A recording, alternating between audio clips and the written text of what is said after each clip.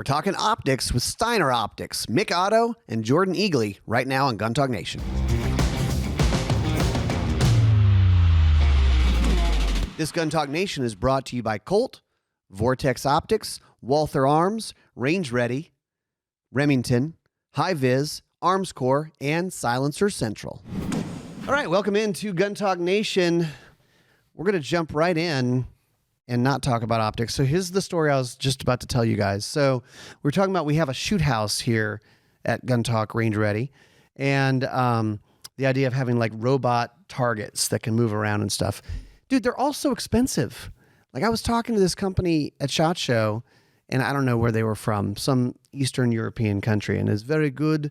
And we do these things, and it's bulletproof, and they'll coordinate, and the robots will talk to each other. And I'm like, that sounds really cool. Yeah, that's neat. I mean, we might want to buy one or work with you guys on promoting it. What do these cost? It's $150,000. I'm like, dang. We're talking about, like, I'm not a government. Like, I'm not the president of a country. Like, what are you talking about? Dude. Anyway.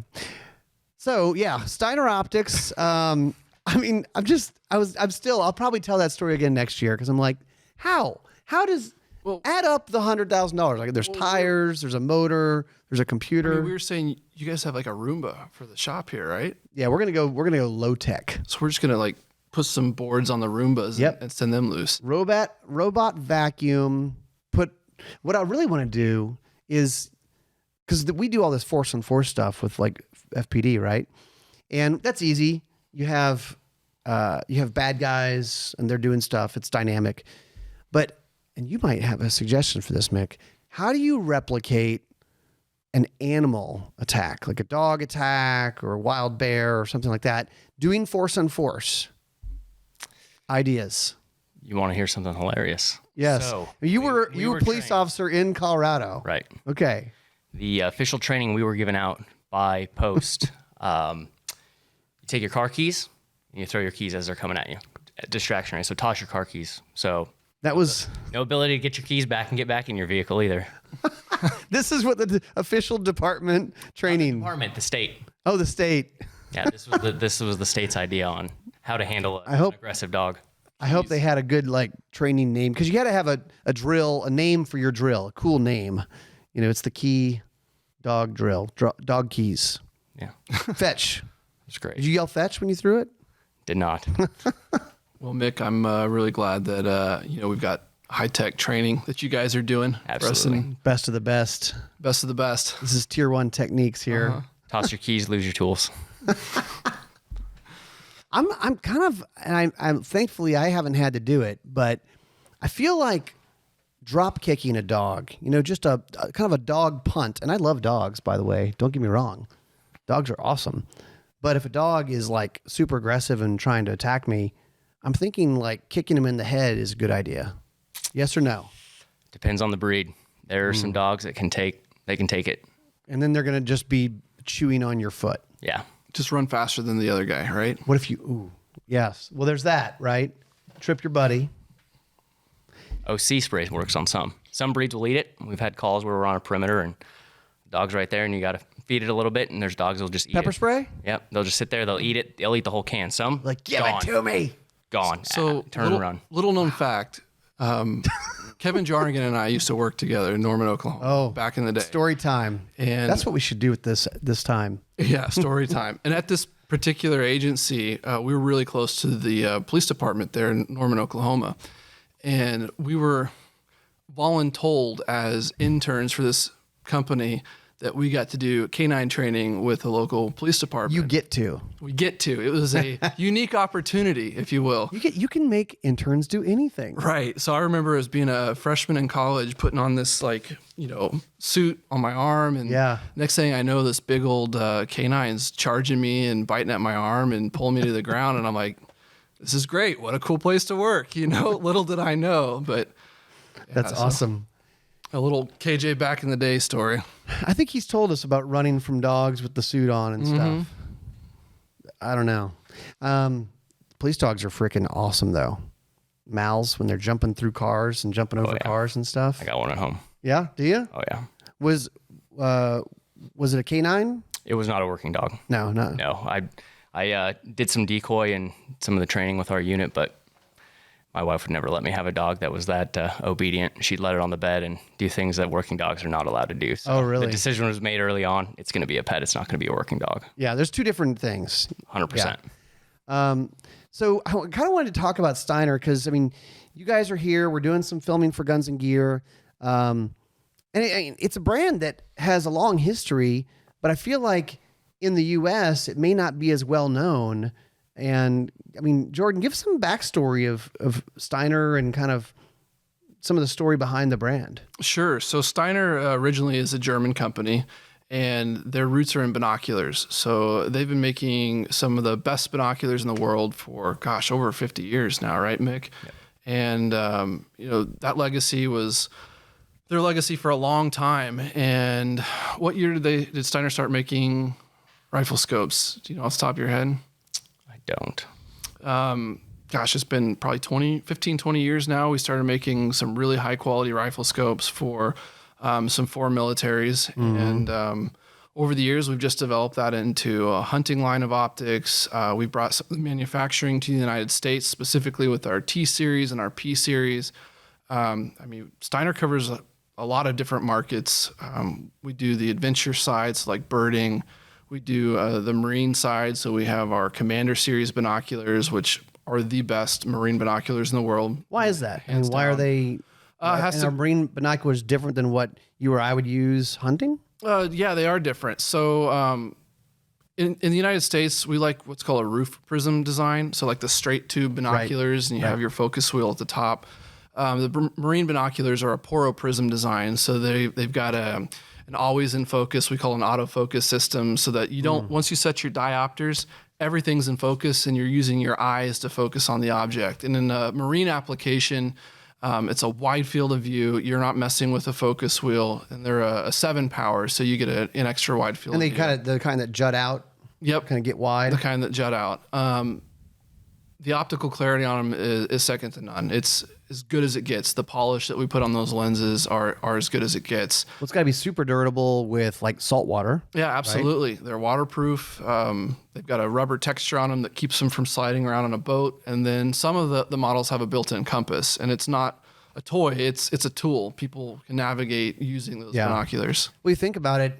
If you're on a boat looking at a buoy or another boat or whatever, I mean, two objects that are not fixed, even if you're not moving, but you're bobbing, looking through binos, a 7 power or whatever. Yeah. You need some good binos to do that kind of thing. Yeah, absolutely. I mean, one of the things I wanted to talk about is, Mick, your background comes from law enforcement, and you're talking to a lot of agencies, I know. Correct. What are you seeing? What have you seen what has maybe changed, or what's kind of the movement when it comes to optics and law enforcement these days? So kind of just the next evolution, ARs originally, when those finally broke into agencies, you had everybody running your fixed sights, your fixed front sight posts with your rear peep doing that. No optics. There's still some agencies out there running it that way, but the majority finally got on the, red dot train. They were running some sort of dot on their gun, whether it be a holographic or just a standard dot. Mm-hmm. And now there's the transition, understanding that in a lot of situations, there's opportunities or situations that need much more than that. They need magnification. You need to be able to ID the suspect. You need to be able to see further. I mean, it doesn't matter where you live. If you are in a big city, a Costco or Walmart, and that shooting lane can be super far. Yeah, good point. Granted, the average shooting that occurs is typically very close, handgun range. Mm-hmm. But with a lot of the things going on in the world right now, we're starting to see those engagements become longer and longer with these active killers going on and doing things like that are creating these large distances. And, you don't want to get as close as you can in that scenario. Yeah. If you're out and you got 100 yards, 200 yards, take it there. Because how much killing can occur in those 200 yards of you trying to close the gap between you and that target? I heard a stat a few years back, I don't know if it's still true, that for law enforcement, not military, law enforcement snipers, the average shot was like 70 to 80 yards. Yeah, like 70 yards. And you go, well, that's not very far. But you still need precision, especially in a dynamic situation, other people, good guys, hostages, whatever it could be. I mean, you might at only 70 yards, you could say, well, I could do that with a red dot. Yeah, but if we're talking about a 2-inch or 3-inch window for really making the right shot, what kind of magnification are you going to want at that point? Right. And once again, you need something. And I think the common trend is everybody wants more magnification, which can be an asset, but not necessarily when you're getting ready to take that shot. I think that's the one thing that people are still having a hard time understanding is that, hey, I want that 5 to 30 because I want that 30 power. Mm-hmm. Have you shot at 30 power though? And all your breathing, everything is exaggerating your movements behind the optic. Yes, you can see a lot with that 30, but you're not breaking a shot at 30 power type of thing too. So there is, but once again, the trend going that way, there's a lot more people, whether it be on the commercial side or the LE side, really starting to understand the importance of magnification and its benefits. Yeah. I mean, if you're law enforcement, I mean, you're probably not. It's very possible you can't get prone, and it's probable that you're not shooting off of a bench. Right. So, like, a car hood is not bad, but it's not great. Right. Tripod in a van. I mean, a lot of things that sound great, but you're in there, it's like, it's not as stable as you think. Target acquisition, right? So, I mean, if all you go down to is 5 power, you may have a more narrow field of view for what you're trying to find if it's, bad guy walking around. Right. The cool thing about optical systems nowadays, though, is, I mean, we're doing a 6x optical system, so you still do have the wide magnification options on these scopes. So you used to be restricted with a pretty high low end on those magnifications, but being able to go 5 to 30 opens up the use of those larger optics. Sure. So I mean, we alluded to it. High power doesn't just mean long range. It can mean more precision too. So sure. Just depends on what the application is and what your role is on the law enforcement agency. I mean, Mick can speak way more about that than I can, but some guys are dedicated to needing that precision. Some of the guys I used to know in Oklahoma, they were part of the team that was a stadium overwatch, and they needed it because they were trying to identify somebody in a crowd that's 100 plus yards away, 200 plus yards away. And in that case, they probably are set up in a very stable setup, right, I think. Right. And then on the low end, like on our 1 to 6, I think there's a lot more knowledge of what optics are capable of. There used to be restrictions in agencies that didn't let guys train on an optic like that because there was a misconception of it being misused or not understood in the heat of the moment. But I think that trend is changing. Wouldn't you say, Mick? Yeah, the LPVO push that's the new thing now. I mean, minus the pistol red dots. That's kind of the new theme. And then, unfortunate circumstance here recently, but the Nashville shooting was a prime example. Yeah. If you have the opportunity to watch that, literally everybody going through the door, guy has a dot on his pistol, another guy has a dot on his rifle, but they're calling up for that long gun guy with the magnified optic because they're going through and they don't know how far they're about to come in and engage somebody. That guy, he can do anything from point blank to 100-yard shot. Yeah. So they know that's an awesome tool when they're walking through that door because he can handle whatever situation, long or far. Yeah. After this break, I want to talk more about LPVOs and how it's changing the game. New from Vortex Optics, it's the Defender CCW Red Dot. Guess what that one's designed for? Arm yourself with the red dot specifically built for modern everyday carry. It's a micro-sized Defender CCW, delivers maximum concealment, function without fail, and first shot quickness you can trust when facing a threat with nowhere to run. And what do you need to know about this? What are the specs on this? It's a 3 MOA dot, and you can adjust the obviously it's a 1 power magnification, but you can adjust the brightness, and it has a lot of features that you're getting used to on these dots and a lot of ways to mount this. So check it out from Vortex Optics. Go to vortexoptics.com. Walther Arms, gosh, known for all kinds of things, even going back to the James Bond pistols, but their flagship these days is the PDP. And they have the PDP Compact, which is a 4-inch gun. They have the PDP full-size 4-inch gun, longer grip, and the PDP full-size 4.5-inch gun. So 15 rounds, 18 rounds, and 18 rounds. 2 magazines included, 9mm. And what they've done with this gun is they've made it red dot ready. They've made it fairly modular. If you want to change out the slide to a different grip frame, you can do that. You also have a special texture that they've come up with. It looks really good, but it also works. When it comes to texture, people are very particular about it. Kind of depends on what you like, but this is, I think, a Goldilocks where it's just right. It's not too much. And a bunch of other things, performance duty trigger, subterranean serrations. That sounds like marketing speak to me. But check out the Walther PDP. Nice duty pistol, nice carry gun. WaltherArms.com is where you go to see more of that. New from Ruger is the Super Wrangler. So the Wrangler is their .22 single action revolver. But what is this one? Well, you get 2 cylinders, .22 long rifle, and a .22 Magnum. Yep, .22 mag, and they have it in different flavors: bronze Cerakote, black Cerakote, silver Cerakote. Right now, it's all with the 5.5-inch barrel and a pretty affordable price. So check it out, the Super Wrangler from Ruger over at Ruger.com. Armscor, their new one, made in the USA, is the Rock Island Armory 5.0. And we've been talking about this gun. It's a cool gun. It looks the part. It's optics ready. It's a deeper bore axis, so it sits deeper in your hand for a flat muzzle flip. I mean, basically reducing muzzle flip.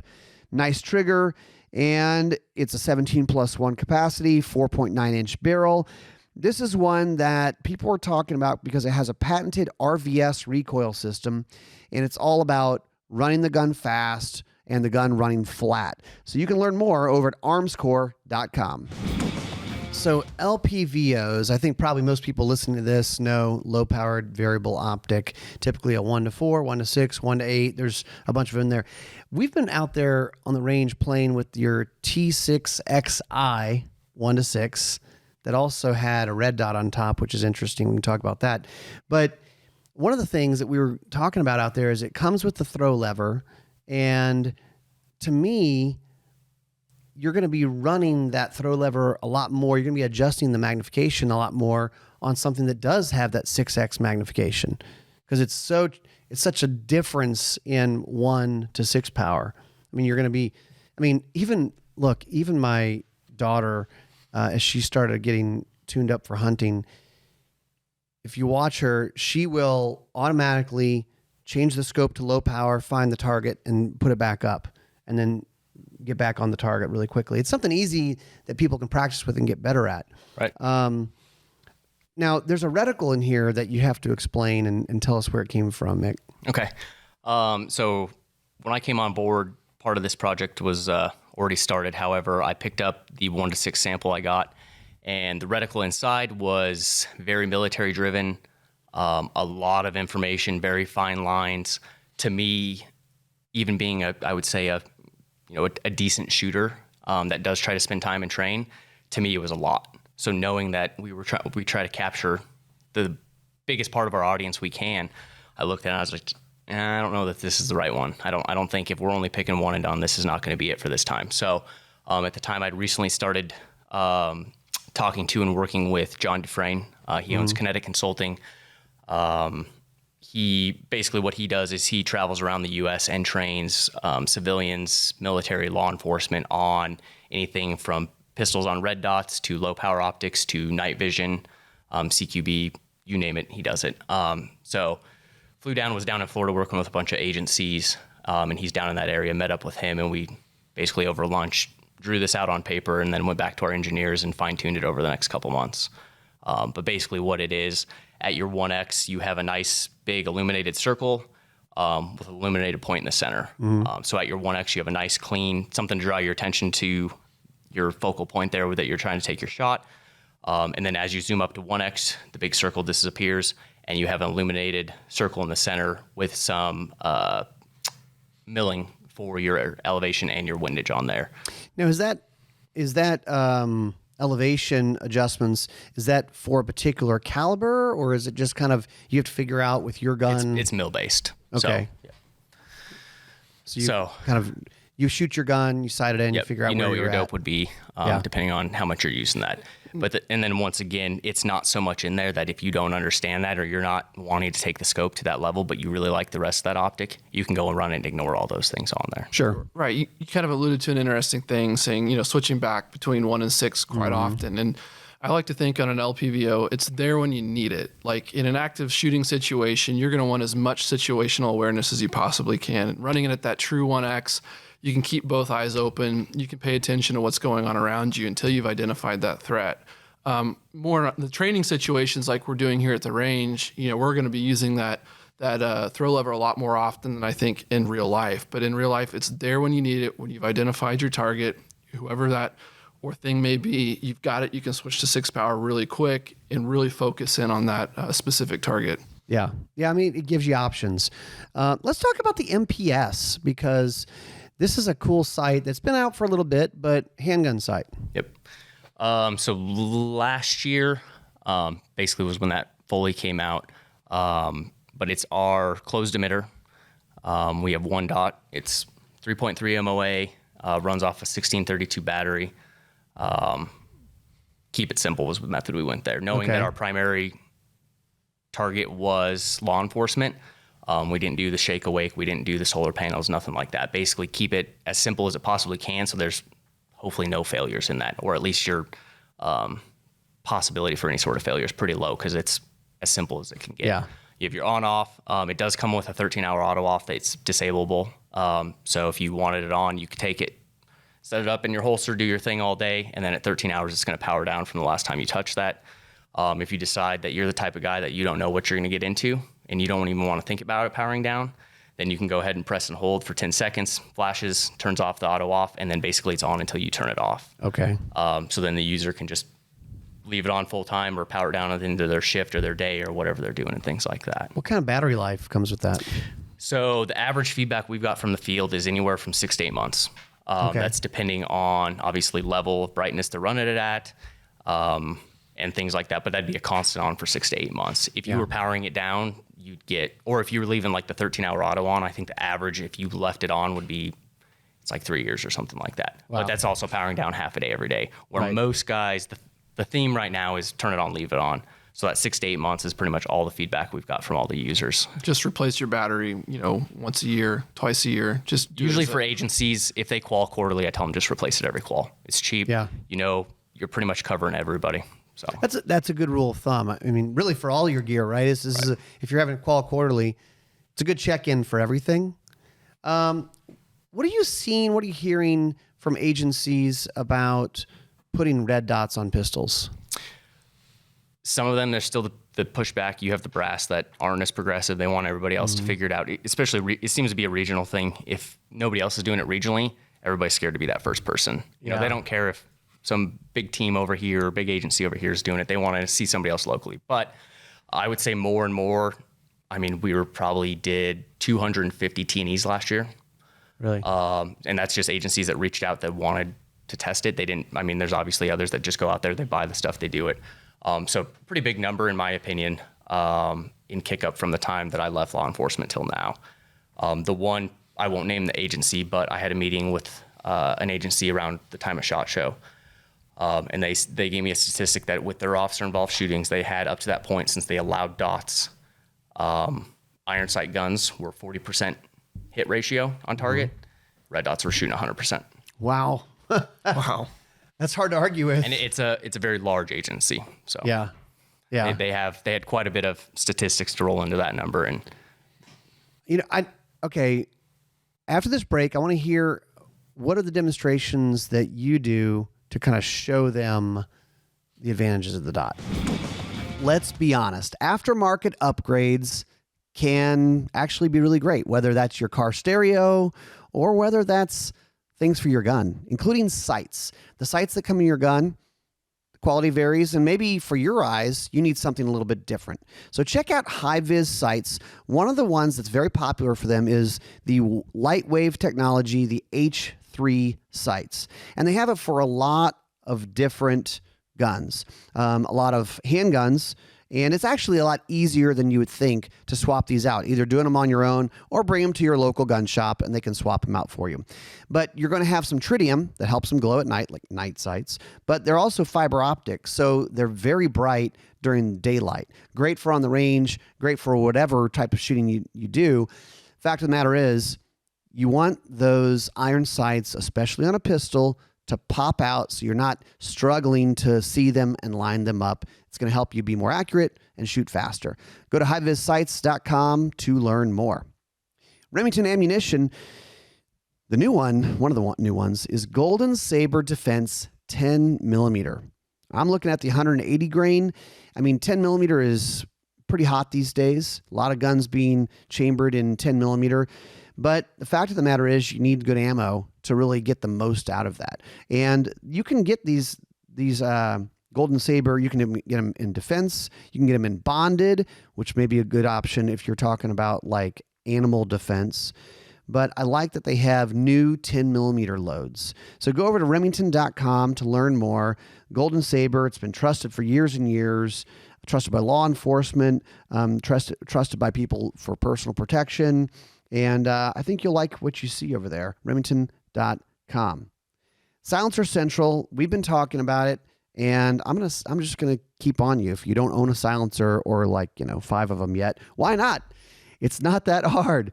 One of the things that they do, obviously, they make it very easy to buy a silencer, and I will be honest, I'm a guy who I don't like paperwork. I don't like dealing with the rigmarole of government stuff, but they make it easy. And they also, while you're waiting for that silencer to be processed, they offer barrel threading, which is something they probably don't talk about a whole lot. You send them the gun or just the barrel, and they'll thread it for you. I'll be honest, taking your gun to a local place to have it threaded, you may have mixed results, but these guys do this all day long. So that's another service they offer. It's pretty cool. Go over to silencercentral.com. Sign up. You can set up a trust. They make the process easy. They have a lot of different silencers you can purchase. I don't think you'll regret that one. All right, the big dog is back, or maybe I should say the big snake. The Colt Anaconda. They have a 6-inch. They have an 8-inch. It's like a Python, but bigger. 44 Magnum, and they're beautiful. And Colt has done such a nice job of maintaining the quality and the fit and finish and feel of those snake guns that we loved from back in the day, the Pythons and now the Anacondas. So they have a Hogue grip, stainless steel finish. It's fun to shoot. And also it's fun that you can load it with 44 specials and really have a lot of fun at the range without the recoil. So just go over to Colt.com to learn more about the Colt Anaconda. All right, so you're traveling around the country having these conversations with LE. Is there a particular demonstration that you use to kind of show them the difference? And, okay, we put a dot on your gun. This is what can happen? A little bit, yeah. So depending on the level, some of them are just comparing us versus competitors. If you're looking, just trying to understand the differences between what red dots are out there and what's best for you or your agency. I mean, literally just looking through it, looking at a fixed object, tilting your glass left, right, up, and down, because you get a lot of that distortion on some optics. Some of them, the way the glass is curved, the way the coatings are on there, it looks like that object starts to move up and down, left and right. Okay. So it's a good way to kind of compare and test different red dots. One big thing on that is people don't think about it, but place that now on a moving target, that little bit of exaggerated movement on a fixed target is way worse on something that's actually in a dynamic scenario. So that's something I like to put out in front of people now that there's so many dots out there. It's like, don't just pick the one because it looks, cosmetically looks the best or anything like that. Start understanding some of the more in-depth design of the optic and what it's doing.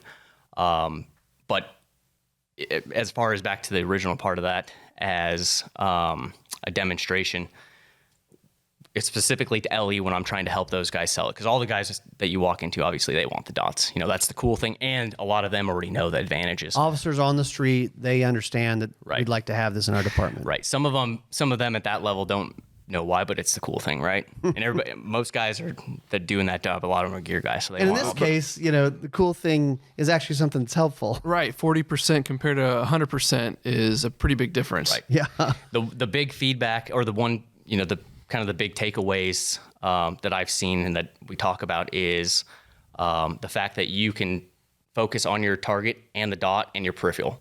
You're not having, and it depends on the level of the shooter, but if you have your basic guy that goes out and he quals 4 times a year or twice a year or whatever their agency is doing, and it's nothing above that, you get into that stressful scenario, they're probably worried about their grip. Where's their finger at? What's the sights doing? Was it front sight? Was it rear? What am I supposed to be doing with what's my target? There's going a million things going through their head versus you can train to a pretty low level of the gun is focused on your target, the dot is on them, and you can still focus on your peripheral, use your radio, do things like that. Yeah. So it takes a lot of stress off of people who are less proficient or train a lot less. And also people that were at your baseline qual level are now qualling at a much higher level. They're much more accurate because you have to have fundamentals. You have to have your grip and the trigger and all that stuff under control. But the sighting system, if you're utilizing that dot, is very simple. I mean, where that dot is when your shot breaks is where your shot's going. Well, and also it's true for law enforcement. It's true for civilians who are just worried about protecting themselves. Unless you shoot a lot and train a lot in that stressful scenario, you're going to look at the threat. Right. It's going to be a bigger challenge to look at your sights and bounce your focus between somebody who's 20 feet away and the sights, 20 feet away in the sights, because you're having to aim and look at them, aim and look at them.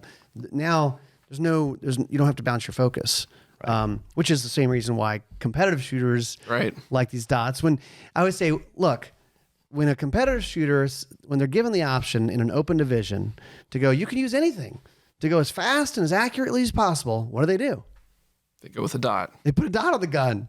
So it's like, look, if you can use anything to cheat, they're like, sweet. I'm going to put a dot on it. Right. And Mick, you were kind of alluding to there not being a parallax shift in our particular optic, which is a really big deal when choosing a red dot. There's a couple other cool things about our dot that makes it unique. For the guys that are used to using an iron sight, the way that we mount our dot, it's really low to the pistol if the slide is cut properly. Mm-hmm. And then we've mounted our emitter on the roof of the red dot so that it can get incredibly low. And okay. I mean, I know there's a lot of debate out there on the value of co-witnessing a red dot with traditional sights as a backup or as a primary or whatever you want to say. But for the guys that are transitioning from, say, no dot to a dot, having those iron sights is a mechanical memory of where they've been shooting for years and years. Now you can apply that dot to that same muscle memory and be able to get on target quickly. That's a good point. I mean, because the co-witness, I guess that could be its own podcast of what is co-witness and what isn't or whatever. But I mean, to me, yes, we don't have to have the dot and the sights all line up the same way, because some people would say that's a waste of speed, right? Right. But as far as being able to just see the sights through that window, certainly helpful when you're kind of learning the dot and getting used to it. Hopefully you take those training wheels off, you're not looking at the iron sights pretty quickly, but helps them get there faster. Yeah. What about, I know you guys have a few different types of optics and different brands. Other stuff that you guys do besides binos, rifle scopes, that kind of thing? So we also have a laser division, or what we consider our E-optics division. So that's all of our D-balls would be the most popular thing that people would picture out of that category. So we have our D-ball D2, which has the real big illuminator. People really like that. And then our D-ball A3 is kind of the bread and butter. D-ball D2 and A3 both have an IR illuminator, an IR pointer, and then a visual pointer. Cool. So for you when you really want to be cool. Right. So D-ball standing for what? Dual beam aiming laser. For those of us who weren't in the military, it wasn't a Ranger in SEAL Team Delta. Right. Who's using that? I mean, are you guys, is this obviously military law enforcement? Do you see civilians using it? Yeah, I would say over the last couple years, night vision has become so much more affordable from all the different competitors that are out there making different levels. It's kind of like anything else. You get what you pay for, but the industry in general has made it affordable where a guy, if he really wanted to on a budget, could have something. So we're seeing lasers go out the door in the commercial market, huge, way more than I would have ever anticipated before taking this job. Yeah. So, I mean, whether they're out there just for fun, prepping for the end of the world or hog hunting, anything. Hog hunting, Tons of yeah. applications, and at this point, it's within most people's reach to try to have some sort of setup. Yeah, we're seeing a lot more of that crossover crowd going from tactical and finding that hunting application. Oh, yeah. Well, I think it's one of the reasons why people love night hog hunting is because you can do it very simple, but you can also get super gear heavy, and you can walk around the woods with night vision and thermal and kind of pretend to be on a mission or something like that. I don't know. But it's fun. It's fun. It's quiet. The animals don't think that anyone else is supposed to be out here. You can like look at them and walk right up on them to some degree. I love it. Oh, yeah. Yeah. What else? I mean, what's the future hold for you guys? I mean, you guys seem to be, it's this company that's probably bigger than people realize, has more innovations over the course of the history of this company than people realize. I mean, adding nitrogen to binos was, I think, Steiner was the first one to do that. Yep. Nitrogen purged. I mean, you're like, oh wait, we did that. We figured that out. So, I mean, anything new that we should be kind of on the lookout for? All I can say is there's definitely a lot on the horizon. We're not slowing down anytime soon. And, like I said, that crossover crowd is getting to be pretty popular. And I don't know, we might see some things that cater to them. Something new, maybe on the horizon, always in the works. Guys, thanks for being on with us. Appreciate it, Ryan. Absolutely. Yeah, appreciate it. All right, that's it for us. So you can find out more. Go look up Steiner Optics. Really cool stuff. The T6XI series. We've been impressed and having fun with them today. That's it for us. We'll see you next time on Gun Talk Nation. To see all of Gun Talk's content, go to guntalk.com, guntalktv.com, or sign up for the Gun Talk newsletter.